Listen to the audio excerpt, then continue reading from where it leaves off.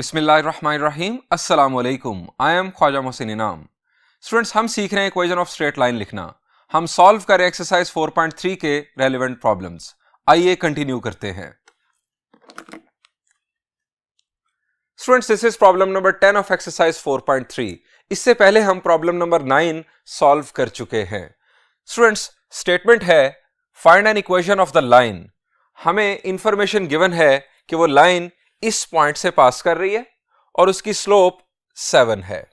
Students, हमें point given है और स्लोप गिवन है। जरा रिकॉल करें कि हमें कौन सा फॉर्मूला यूज करना होगा। शाबाश, पॉइंट और स्लोप। हमें पॉइंट स्लोप फॉर्मूला यूज करना होगा। स्टूडेंट्स, हम इसकी वर्किंग किस तरह से करेंगे? हम लिखेंगे गिवन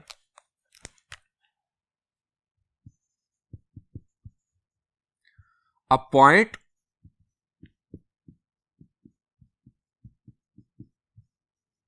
and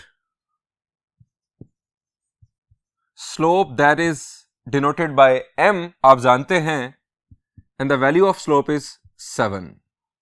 हमारा यूज होगा यहां पर पॉइंट स्लोप फॉर्मूला। हम लिखेंगे बाय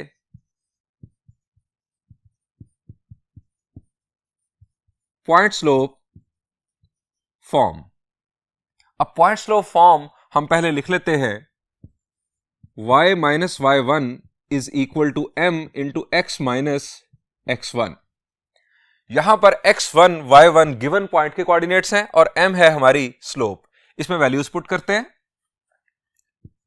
y माइनस 5, m की जगह 7, x माइनस माइनस यहां पर बन जाएगा प्लस 6। अब स्टूडेंट्स इसे सिंप्लीफाई कर लेते हैं। y minus 5 is equal to 7x plus 42। अब तमाम टर्म्स को इक्वल के एक तरफ शिफ्ट कर देते हैं। 7x माइनस y माइनस 5 दूसरी तरफ जाकर ऐड होगा, plus 47 is equal to 0। This is equation of the given straight line. Students, आप अपना आंसर यहां तक भी छोड़ सकते हैं, लेकिन बेहतर यह है कि आप इस फॉर्म में अपने आंसर को कन्वर्ट कर दें। यानी पहले x वाली टर्म, फिर y वाली टर्म, फिर constant is equal to 0। Students, ये जो फॉर्म है, इस फॉर्म को बुनियादी तौर पर general form of equation of straight line कहा जाता है। आप किसी भी फॉर्मूला को यूज करें, आप अल्टीमेटली तमाम सिंप्लीफिकेशंस परफॉर्म करेंगे, तमाम टर्म्स को इक्वल के एक तरफ शिफ्ट करेंगे, पहले x वाली टर्म, फिर y वाली टर्म, फिर कांस्टेंट इक्वल टू 0। तो वो जो शक्ल होगी इक्वेशन ऑफ स्ट्रेट लाइन की, that will be called general form of equation of straight line. और ये हमेशा एक लीनियर इक्वेशन होगी। ये लीनियर इक्वेशन इन 1 वेरिएबल भी हो सकती है और ये लीनियर इक्वेशन इन 2 वेरिएबल भी हो सकती है। स्टूडेंट्स, ये हमारी आ गई इस गिवन लाइन की इक्वेशन। हम बढ़ते हैं नेक्स्ट प्रॉब्लम की जानिब। Students, this is B part of the same problem. Statement is a line is passing through this point and whose slope is 0। Students, हमें पॉइंट गिवन है, हमें स्लोप गिवन है। हमें कौन सा फॉर्मूला यूज करना है? The answer is point slope formula. Students, एक और रास्ता भी है जो हम यूज कर सकते हैं। अगर आप स्लोप की वैल्यू पर गौर करें, स्लोप की वैल्यू है 0। स्लोप की वैल्यू जब 0 हो तो लाइन कैसी होती है? शाबाश जी, स्लोप की वैल्यू जब 0 हो तो line horizontal with respect to X Y plane होती है। स्टूडेंट्स, हॉरिजॉन्टल लाइन को हम और किस किस तरह से एक्सप्रेस करते हैं? एक तो हो गया कि उसकी स्लोप 0 होगी। अगर हम इंक्लिनेशन के रेफरेंस से बात करें तो हॉरिजॉन्टल लाइन का इंक्लिनेशन क्या होता है? द आंसर इज इंक्लिनेशन भी 0 होता है रेडियन में, और अगर हम डिग्रीज में बात करें तो 0 डिग्रीज। स्टूडेंट्स, हॉरिजॉन्टल लाइन को हम ये भी कहते हैं कि वो line parallel to X axis होती है। हम उसके बारे में ये भी कहते हैं कि वो line perpendicular to Y axis होती है। सो आपको डिफरेंट वेज से घुमाया जा सकता है हॉरिजॉन्टल लाइन के हवाले से। स्टूडेंट्स, यहां पर आप पॉइंट स्लोप फॉर्मूला भी यूज कर सकते हैं, और यहां पर चूंकि ये लाइन हॉरिजॉन्टल है, आप हॉरिजॉन्टल लाइन की डायरेक्ट अप्रोच भी फॉलो कर सकते हैं। अब हॉरिजॉन्टल लाइन की डायरेक्ट अप्रोच क्या है इक्वेशन लिखने की? शाबाश, हॉरिजॉन्टल लाइन पर क्या चीज कांस्टेंट रहती है? आप हॉरिजॉन्टल लाइन पर मूव करें, आप राइट मूव कर सकते हैं, लेफ्ट मूव कर सकते हैं। राइट और लेफ्ट मूवमेंट से एक्स कोऑर्डिनेट चेंज होता है हर पॉइंट का और वाई कोऑर्डिनेट कांस्टेंट रहता है। So y is equal to constant horizontal line की इक्वेशन होती है। अब वो हमें कांस्टेंट कहां से मिलता है? हमें गिवन पॉइंट से मिलता है। यहां पर y की वैल्यू क्या है? Answer is -3। इस लाइन पर आप जहां पर भी चले जाएंगे हर पॉइंट का y कोऑर्डिनेट -3 ही होगा। सो इस लाइन की इक्वेशन है y इज इक्वल टू -3। आप इसे लिखेंगे y + 3 इज इक्वल टू 0 और इसे कहा जाएगा general form of equation of straight line. आप किसी भी फॉर्म को जब सिंप्लीफाई कर देते हैं और पहले x टर्म फिर y टर्म फिर कांस्टेंट इक्वल टू 0, तो उस शक्ल को general form of equation of straight line कहा जाता है। स्टूडेंट्स, पॉइंट्स लॉ फॉर्मूला अगर आपने यूज करना है तो ये मेथड, और अगर आपने हॉरिजॉन्टल लाइन की अप्रोच को फॉलो करना है तो लास्ट प्रॉब्लम में मैंने वो मेथड भी आपको सिखा दिया था। इस प्रॉब्लम को आप खुद सॉल्व कीजिएगा। हम देखते हैं नेक्स्ट प्रॉब्लम। एक लाइन है जो इस पॉइंट से गुजर रही है और उसकी स्लोप अनडिफाइंड है। पॉइंट और स्लोप, क्या स्लोप है? The answer is slope undefined है। स्लोप हमारे पास मौजूद नहीं है, स्लोप डिफाइन ही नहीं है। इनफैक्ट स्टूडेंट्स, यहां पर बात स्टूडेंट्स बल्कि ज्यादातर स्टूडेंट्स सोचेंगे कि हम पॉइंट स्लोप फार्मूला यूज कर लें, क्योंकि पॉइंट नजर आ रहा है, स्लोप का वर्ड नजर आ गया, पॉइंट स्लोप फार्मूला। तो स्टूडेंट्स, मेरा सवाल आपसे यह है कि आप स्लोप की जगह पर पुट क्या करेंगे? स्लोप तो है ही अनडिफाइंड, हमारे पास वैल्यू ही कोई नहीं है, उसकी डिफाइन ही नहीं है वैल्यू, तो आप पुट क्या करेंगे? स्टूडेंट्स, यहां पर बाज लोग ये गलती करते हैं कि m की जगह पर अनडिफाइंड के लिए 1/0 पुट कर देते हैं। स्टूडेंट्स, ये बिल्कुल गलत है। ये जो फार्मूला है ये सिर्फ और सिर्फ उन लाइंस के लिए है कि जिनकी स्लोप डिफाइन हो, प्रॉपर स्लोप की वैल्यू आपके पास मौजूद हो, उनके लिए फार्मूला वैलिड है। अगर स्लोप अनडिफाइंड है आप ये फार्मूला यूज नहीं कर सकते। स्टूडेंट्स, 1/0 लिखकर मत सॉल्व कीजिएगा, ये मैथमेटिकली रॉन्ग है, क्योंकि अनडिफाइंड का मतलब अनडिफाइंड है। आप उसको 1/0 से इस तरह रिप्लेस करके काम नहीं कर सकते। अब स्टूडेंट्स, हमें करना क्या होगा? पॉइंट स्लोप फार्मूला तो हम यूज नहीं कर सकते। अब करें क्या? स्लोप अनडिफाइन होने का मतलब क्या है? लाइन किस किस्म की होगी? किस लाइन की स्लोप अनडिफाइन होती है? The answer is vertical line की स्लोप। ऐसी लाइन जो XY प्लेन के रेफरेंस से वर्टिकल हो, उसकी स्लोप अनडिफाइन होती है। स्टूडेंट्स, वर्टिकल लाइन को हम और कितने डिफरेंट या किन डिफरेंट वेज से एक्सप्रेस कर सकते हैं? वर्टिकल लाइन हम उसे कह सकते हैं a line parallel to y axis, हम उसे ये भी कह सकते हैं a line perpendicular to x axis. अगर हम इंक्लिनेशन के रेफरेंस से बात करें तो वर्टिकल लाइन का इंक्लिनेशन क्या होता है? द आंसर इज 90 डिग्रीज, या रेडियन में बात करें तो π/2। स्टूडेंट्स, स्लोप अनडिफाइन होने का मतलब लाइन है वर्टिकल, और वर्टिकल लाइन में आप ऊपर या नीचे मूव करते हैं तो क्या होता है? y कोऑर्डिनेट चेंज होता है, हर पॉइंट का y कोऑर्डिनेट चेंज होता है और x कोऑर्डिनेट कांस्टेंट रहता है। अब x is equal to constant इस वर्टिकल लाइन की इक्वेशन होगी। x की वैल्यू हमें कहां से मिलेगी? गिवन पॉइंट से। अब गिवन पॉइंट में x की वैल्यू है -8, so x is equal to -8, जिसको आप लिखेंगे x + 8 is equal to 0 will be the equation of this vertical line. अब इसकी वर्किंग किस तरह से होगी मैं आपको बता देता हूं। C का सॉल्यूशन हम परफॉर्म करने जा रहे हैं। हम लिखेंगे एज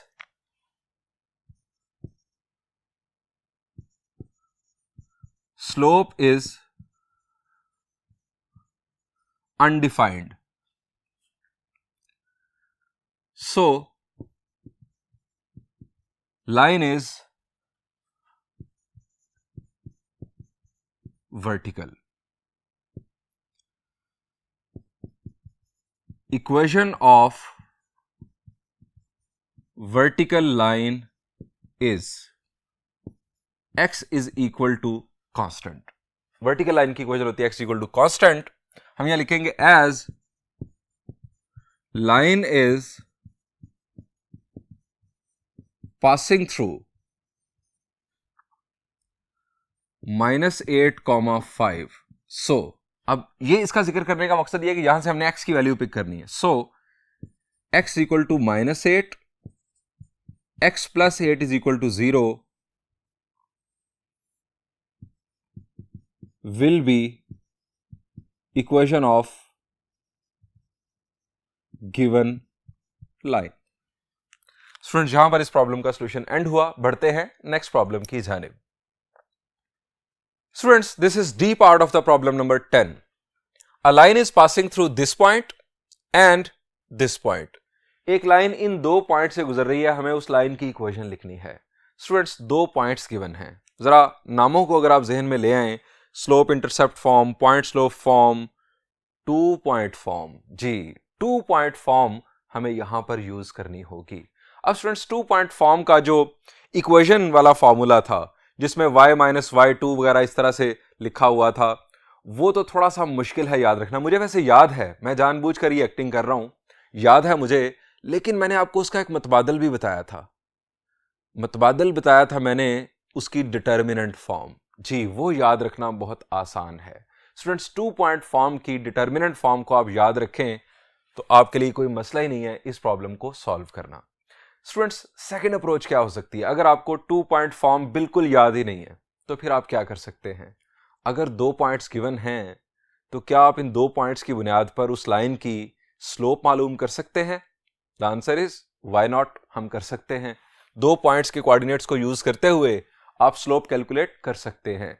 स्टूडेंट्स जब स्लोप आ जाएगी तो फिर इनमें से एक पॉइंट आप शामिल करें स्लोप के साथ और फिर पॉइंट स्लोप फार्मूला यूज कर सकते हैं। So there are 2 approaches for this problem.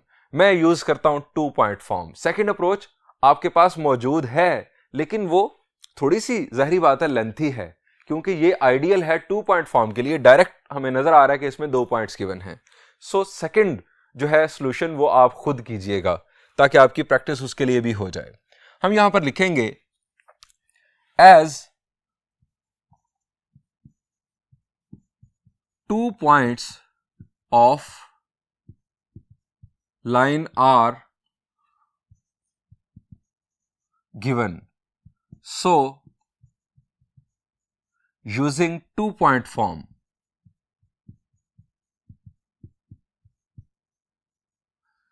अब 2 पॉइंट फॉर्म का जो डिटर्मिनेंट की उसकी शक्ल थी वो क्या थी, वो भी मैंने आपको 2 बताई थी। एक है xy1 x1 y1 1 x2 y2 1 equal to 0। और आप जानते हैं कि जब हम किसी डिटर्मिनेंट का ट्रांसपोज ले लेते हैं यानी रोज को कॉलम्स बना देते हैं तो डिटर्मिनेंट की वैल्यू पर कोई फर्क नहीं पड़ता। ये प्रॉपर्टी हमने पढ़ी थी चैप्टर नंबर 3 फर्स्ट ईयर में। सो अगर मैं इसी को फर्स्ट कॉलम लिख दूं xy1, सेकंड x1 y1 1 और थर्ड कॉलम x2 y2 1, तब भी कोई फर्क नहीं पड़ेगा। सेम आपको मेहनत करनी होगी सॉल्व करने के लिए। इसमें वैल्यूज पुट करते हैं। पुटिंग वैल्यूज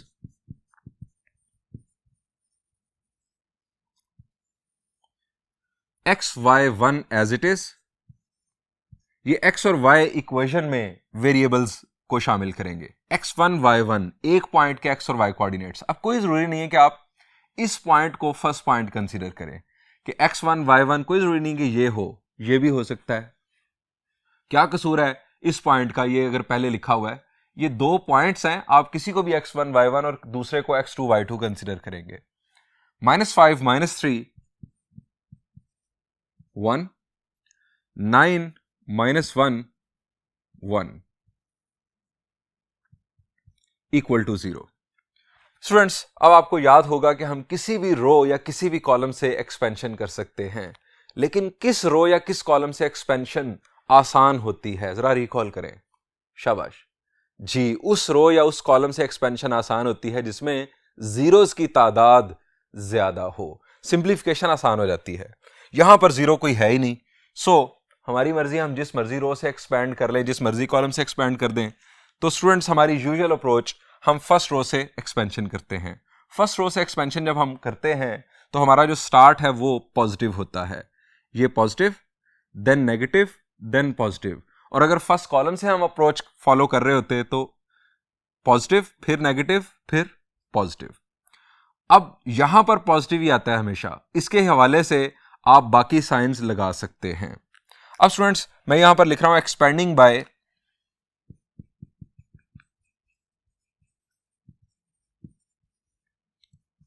R1 यानी रो 1। हम लिखेंगे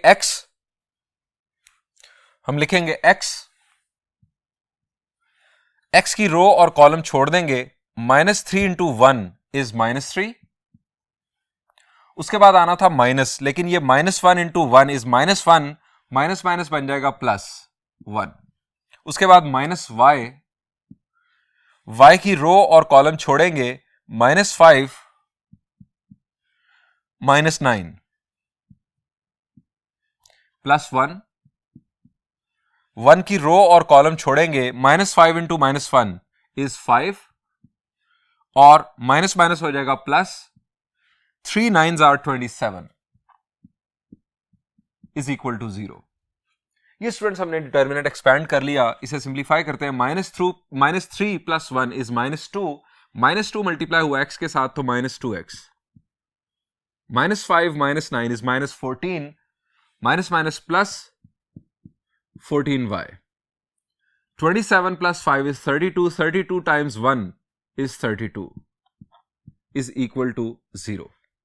अब स्टूडेंट्स ये हमारे पास जनरल फॉर्म में मौजूद है, यानी पहले x वाली टर्म, फिर y वाली टर्म, फिर कांस्टेंट। लेकिन हमारी यूजुअल प्रैक्टिस मैथ्स में ये है कि हम फर्स्ट टर्म को पॉजिटिव दिखाते हैं।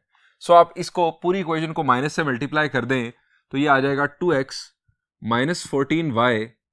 बल्कि यहां पर अगर आप देखें तो 2 हमें कॉमन मिल रहा है, हम इसे फर्दर सिंप्लीफाई कर सकते हैं।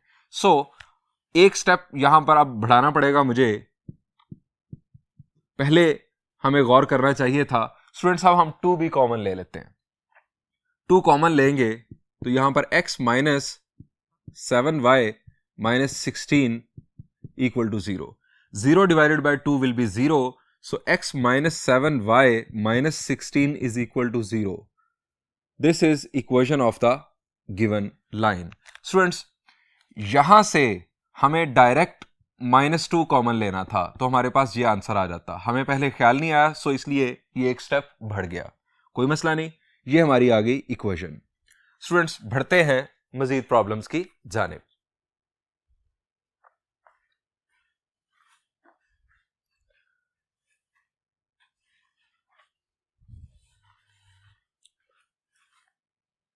Students this is E part of the problem number 10। हमें उस लाइन की इक्वेशन लिखना है जिसका y इंटरसेप्ट -7 है और स्लोप -5 है।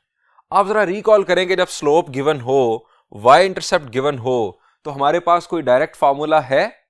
शाबाश जी, एक फार्मूला है जिसका नाम है स्लोप इंटरसेप्ट फॉर्म। स्टूडेंट्स उसमें जो इंटरसेप्ट है वो कौन सा था, जरा रिकॉल करें। x इंटरसेप्ट था या y इंटरसेप्ट था? The answer is y intercept ही था। Students slope intercept form use करते हुए हम इस लाइन की इक्वेशन लिख सकते हैं। स्टूडेंट्स एक सेकंड अप्रोच भी है, लेकिन पहले हम इस अप्रोच के मुताबिक इसको सॉल्व कर लें। हम लिखेंगे गिवन y इंटरसेप्ट। अब स्लोप इंटरसेप्ट फॉर्म में y इंटरसेप्ट को किस लेटर से डिनोट किया जाता है? द आंसर इज c से। y intercept is equal to c is equal to -7। slope is always denoted by m and here it is -5। slope y intercept हम यहां लिखेंगे by slope intercept फॉर्म, और वो क्या है? y is equal to mx plus c। m की जगह पर स्लोप, c की जगह पर y इंटरसेप्ट। पुटिंग वैल्यूज,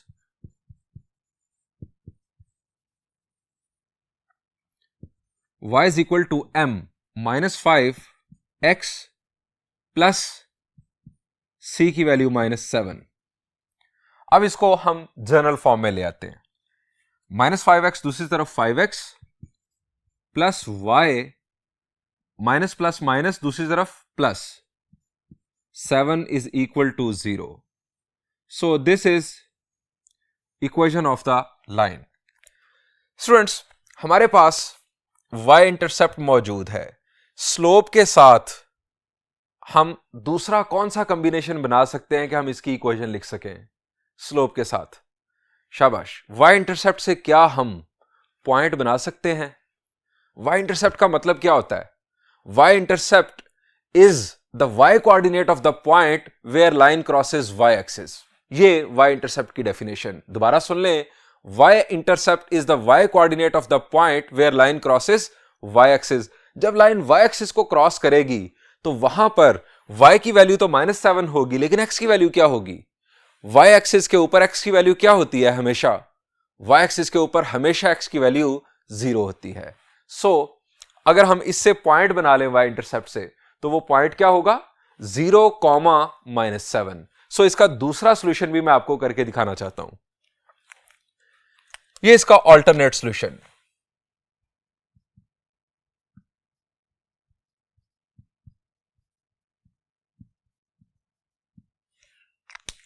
हम लिखेंगे as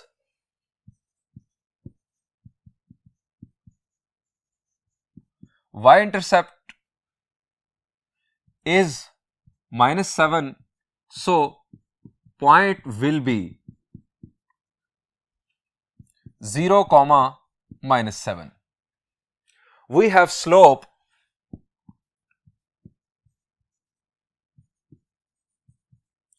is equal to m is equal to -5. So by using point slope form, अब पॉइंट स्लोप फॉर्म क्या है? y minus y1 is equal to m into x minus x1। y minus minus हो जाएगा plus, m की value -5, x minus 0। इसे simplify किया, y plus 7 is equal to -5x। 5x plus y plus 7 is equal to 0 is the equation of the given line. और आप देख सकते हैं कि ये वही इक्वेशन है जो हमें इस सूरत में हासिल हुई। सो इस तरह से आप डिफरेंट वेज से सेम प्रॉब्लम सॉल्व कर सकते हैं। बढ़ते हैं इसी टाइप के एक और प्रॉब्लम की जानिब। Students, this is G part of problem number 10।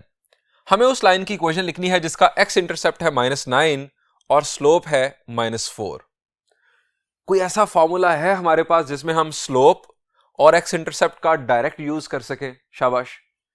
Slope के साथ y इंटरसेप्ट का direct use slope intercept form में हो जाता है, लेकिन स्लोप के साथ x इंटरसेप्ट का डायरेक्ट यूज करने के लिए हमारे पास कोई फॉर्मूला नहीं है।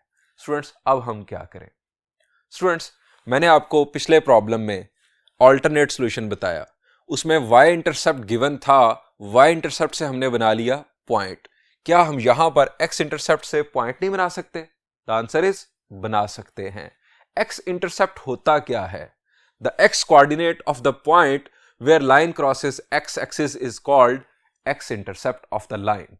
स्टूडेंट्स, उस पॉइंट का x कोऑर्डिनेट होता है x इंटरसेप्ट जहां पर लाइन x एक्सिस को क्रॉस करती है। जब लाइन x एक्सिस को क्रॉस करेगी तो वहां पर y कोऑर्डिनेट क्या होगा? पूरे x एक्सिस के ऊपर y कोऑर्डिनेट क्या होता है? The answer is 0। Students, -9,0 point बन जाएगा। x इंटरसेप्ट से भी हम पॉइंट बना लेते हैं और y इंटरसेप्ट से भी पॉइंट बनाया जा सकता है जब हमें जरूरत पड़े। सो हम -9,0 पॉइंट और उसके साथ स्लोप मिलाकर पॉइंट स्लोप फॉर्मूला यूज करते हुए इस लाइन की इक्वेशन लिख सकते हैं। मैं इसका स्टार्ट आपको बता देता हूं, मुकम्मल आपने खुद करना है। मैं यहां पर लिखूंगा as x intercept is -9, so point will be -9,0। Slope is equal to m is equal to -4। अब आपके पास स्लोप मौजूद, आपके पास पॉइंट बन गया x इंटरसेप्ट की मदद से। बाय यूजिंग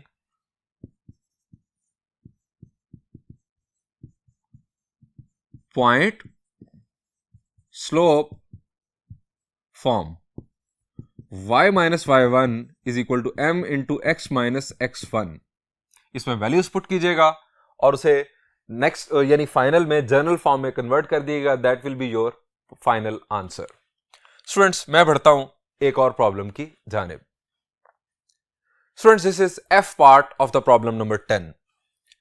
एक्स इंटरसेप्ट है हमारे पास -3 और वाई इंटरसेप्ट है 4। उस लाइन की इक्वेशन लिखनी है जिसका एक्स इंटरसेप्ट -3 और Y intercept 4।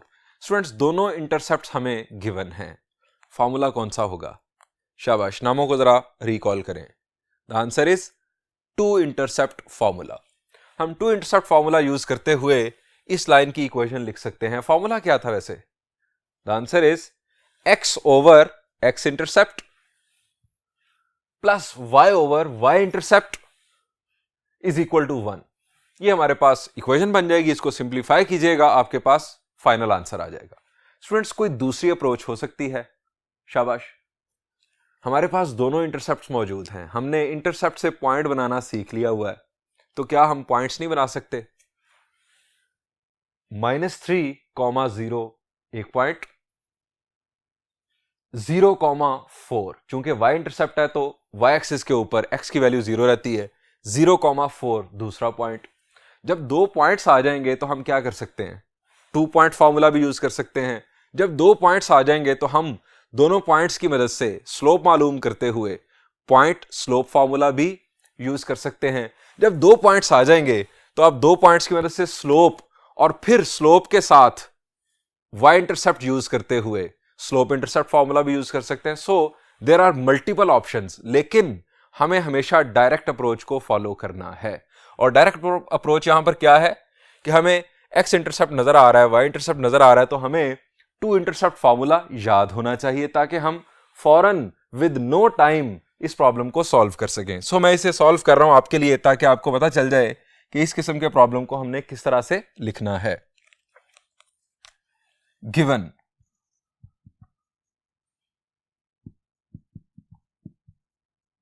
X intercept, two intercept formula में एक्स और वाई इंटरसेप्ट को किन लेटर से डिनोट किया जाता है?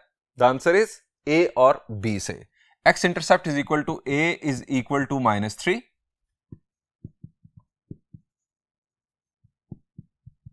Y intercept is equal to b is equal to 4। हम यहां लिखेंगे using to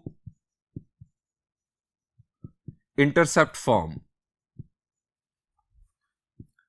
x over a plus y over b is equal to 1। आपको ये कोई जरूरी नहीं कि आप ये a और b याद रखें, आप कंसेप्ट याद रखें। x over x intercept plus y over y intercept is equal to 1।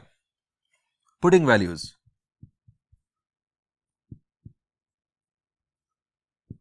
x over -3 plus y over 4 is equal to 1। अब हम चाहते हैं कि हम इन डिनोमिनेटर से जान छुड़ा लें। ये हम हमेशा चाहते हैं। फाइनल आंसर में हम चाहते हैं कि हमारा जो आंसर है उसमें डिनोमिनेटर्स ना हो, फ्रैक्शंस ना हो। क्या करें? 3 और 4 को हमने हटाना है यहां से। तो 3 और 4 का एलसीएम क्या है? The answer is 12। अगर आप 12 से मल्टीप्लाई कर दें तो हमारा काम हो जाएगा। मैं इसे 12 से मल्टीप्लाई कर रहा हूं, पूरी इक्वेशन को मल्टीप्लाई बाय, अब यहां पर माइनस है, हम चाहते हैं कि पहली टर्म पॉजिटिव भी हो जाए, तो हम क्या करते हैं? हम -12 से मल्टीप्लाई कर लेते हैं। -12, जब -12 से मल्टीप्लाई करूंगा तो -12 से मल्टीप्लाई होने की वजह से minus minus cancel, 3 4s are 12, यहां पर आ जाएगा 4x, यहां पर बन जाएगा minus minus plus minus, 4 3s are 12, तो 3y इज इक्वल टू -12 यहां पर। अब इस -12 को भी लेफ्ट साइड पर शिफ्ट कर लेते हैं। 4x minus 3y plus 12 is equal to 0। Students, this is the equation of the given line. अब स्टूडेंट्स एक एग्जांपल है, थोड़ी हटके है, उस तरह का प्रॉब्लम नहीं है हमारी एक्सरसाइज के अंदर, वो मैं जरूरी समझता हूं कि आपके साथ डिस्कस करूं। आइए देखते हैं वो एग्जांपल।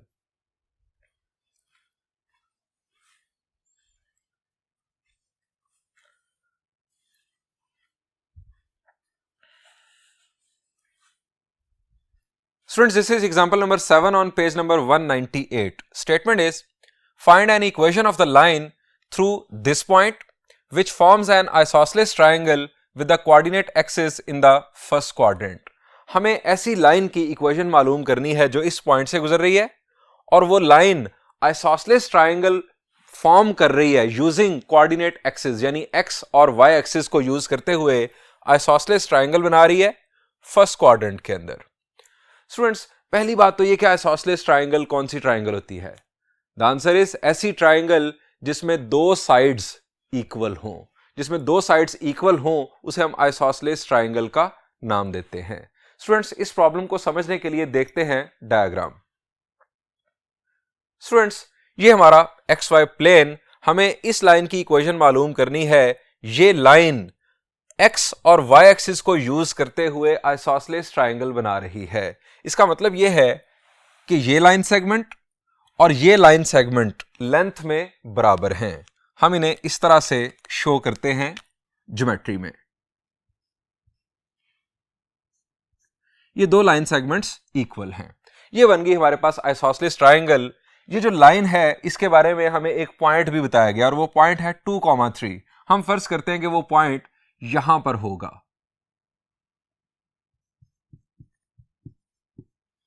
हमें इस लाइन की इक्वेशन मालूम करनी है। स्टूडेंट्स, अब जरा सोचें, हमारे पास पॉइंट मौजूद है, पॉइंट के साथ हमारे पास मजीद एक इंफॉर्मेशन अगर आ जाए तो हम इस लाइन की इक्वेशन लिख सकते हैं। अब पॉइंट के साथ हमारा पहला ऑप्शन होता है स्लोप। अब जरा सोचें, क्या हम स्लोप मालूम कर सकते हैं? स्लोप मालूम करने के लिए हमारे पास एक और पॉइंट होना चाहिए, इस पॉइंट के अलावा एक और पॉइंट होना चाहिए, तब हम स्लोप मालूम कर सकते हैं। क्या एक और पॉइंट हमारे पास आ सकता है? जरा सोचें, ये हमें बताया गया कि ये दो लाइन सेगमेंट्स आपस में इक्वल हैं। इससे क्या हम ये पॉइंट और ये पॉइंट कुछ सपोज कर सकते हैं? शाबाश।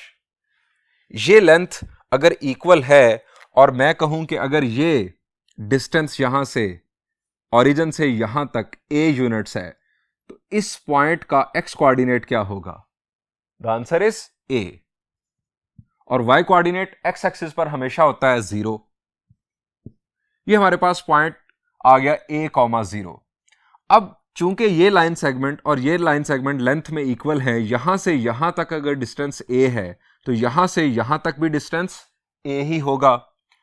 अब यहां से यहां तक अगर डिस्टेंस a है तो इस पॉइंट का कौन सा कोऑर्डिनेट a होगा? The answer is y coordinate. चूंकि ये y एक्सिस है, इसके ऊपर x की वैल्यू होगी 0, तो ये हमारे पास आ गया a। अब स्टूडेंट्स, हमें तो एक पॉइंट चाहिए था ताकि वो इसके साथ मिलकर स्लोप मालूम कर देता। हमारे पास तो दो पॉइंट्स आ गए हैं। क्या हम इन दो पॉइंट्स की मदद से स्लोप मालूम कर सकते हैं? मैं इस पॉइंट को इसके साथ या इस पॉइंट को इसके साथ इसलिए नहीं मिला सकता हूं, स्लोप मुझे नहीं मिलेगी क्योंकि मेरे पास a की वैल्यू अननोन होगी। अगर मैं इन दो पॉइंट्स को यूज करूंगा तो आप जरा स्लोप का फॉर्मूला जरा जहन में लेकर आए। क्या है? Difference of ordinates a-0 divided by difference of ordinates, वो भी हमारे पास आ जाएगा 0 - a। क्योंकि हमने ऑर्डर सेम रखना है, मैंने पहले y कोऑर्डिनेट इसका लिखा है a-0, अब इसका x कोऑर्डिनेट पहले लिखूंगा 0 - a। अब ये आ जाएगा a और ये आ जाएगा -a। a और a हो जाएगा कैंसल, हमारे पास स्लोप आ जाएगी -1। स्टूडेंट्स, हमारे पास स्लोप आ गई तो इस पॉइंट को यूज करते हुए हम पॉइंट स्लोप फॉर्मूला इस्तेमाल करेंगे और देन हमारे पास आ जाएगी इक्वेशन। स्टूडेंट्स, ये है इस प्रॉब्लम को सॉल्व करने की टेक्निक, ये है ट्रिक। अब स्टूडेंट्स, ये जो हमने वर्किंग की इसके बारे में जिक्र कर लेते हैं। इस पॉइंट को मैं नाम दे देता हूं a का और इस पॉइंट को नाम दे देता हूं b का। ये पॉइंट, इसके कोऑर्डिनेट 0, a और इसके a,0। हम यहां लिखेंगे refer to rough diagram.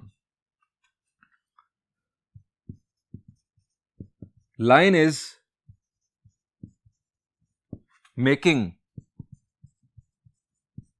isosceles triangle with coordinate axis। E जब यूज करें तो ये प्लूरल बन जाता है, axis, isosceles triangle with coordinate axis in the first quadrant।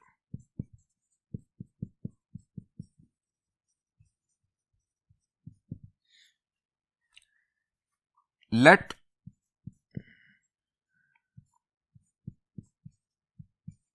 ए हमारे पास आ गया a comma 0 on x axis and b 0 comma a on y axis. Next board पर शिफ्ट करते हैं अपने आप को। Here OAB is an isosceles triangle। हमारे पास पॉइंट मौजूद है उस लाइन का, हम स्लोप मालूम कर लेते हैं। Slope is equal to m is equal to a minus 0 divided by 0 minus a, that will be -1। Slope आ गई। गिवन पॉइंट के कोऑर्डिनेट से 2,3 using point slope form. Point slope form हम यूज करते हैं। y minus y1 is equal to m into x minus x1, y minus 3, m की value -1, x -2, y minus 3 is equal to minus x plus 2, x plus y, इसको shift किया, इसको भी shift किया तो -3 -2 हो जाएगा -5 इज इक्वल टू 0।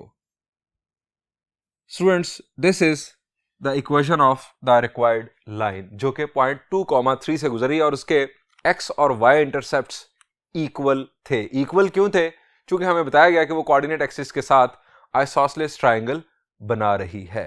स्टूडेंट्स, इससे पहले 3 एग्जांपल्स और हैं, example number 4, example number 5 and example number 6, वो आप खुद सॉल्व कीजिएगा। यहां पर इस लेक्चर को एंड करते हैं। इंशाल्लाह नेक्स्ट लेक्चर में हम मजीद प्रॉब्लम्स डिस्कस करेंगे। Thank you and Allah Hafiz.